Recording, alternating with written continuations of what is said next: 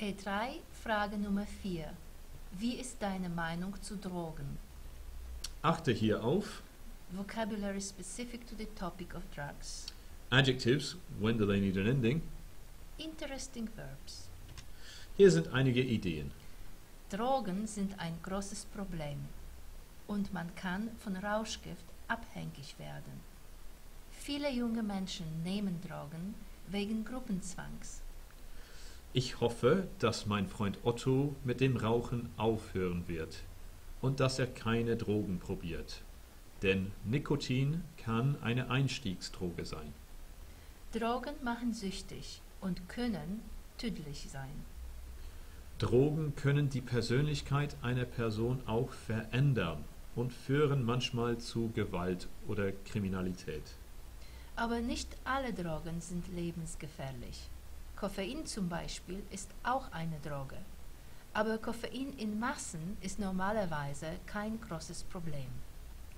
Ich denke, dass härtere Drogen illegal bleiben sollten, weil sie gefährlich sind. Let's go through each of these specific pieces of vocabulary one by one. Von Rauschgift abhängig werden. So Rauschgift is almost a direct synonym of Drogen, so it gives you another option. Some more interesting vocabulary. Perhaps the closest thing is narcotics in English. Abhängig, dependent, so to become dependent or hooked on drugs. Drogen wegen Gruppenzwangs nehmen. So wegen Gruppenzwangs, because of peer pressure or group pressure. For those of you who are really into grammar, you might notice an extra S on the end of Gruppenzwangs.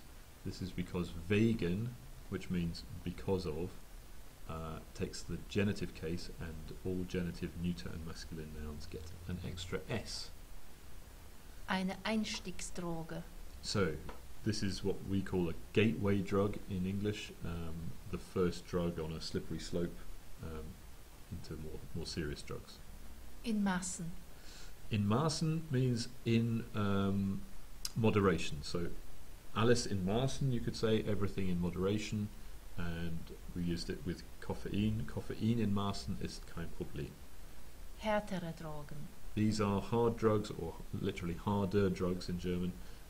So we're thinking about things like heroin, cocaine, other things like that. Let's have a look at adjectives. When, if at all, do they need an ending? Drogen machen süchtig. Können tödlich sein. Alle Drogen sind lebensgefährlich. Und härtere Drogen. So, which of those have an ending? Correct if you said just the last one, härtere Drogen. The reason is they only need an ending if they come before the noun which they describe. So, Drogen machen süchtig, no ending. Können tödlich sein, no ending. They're all talking about the drugs which in the sentence came before, so we don't need any kind of ending. Alle Drogen sind lebensgefährlich. Again, it's at the end of that little phrase, so no ending. But härtere Drogen, because it's plural, we get an extra E there. It's an adjective on its own, so we look on the adjective only table and find the ending for plural, which is E.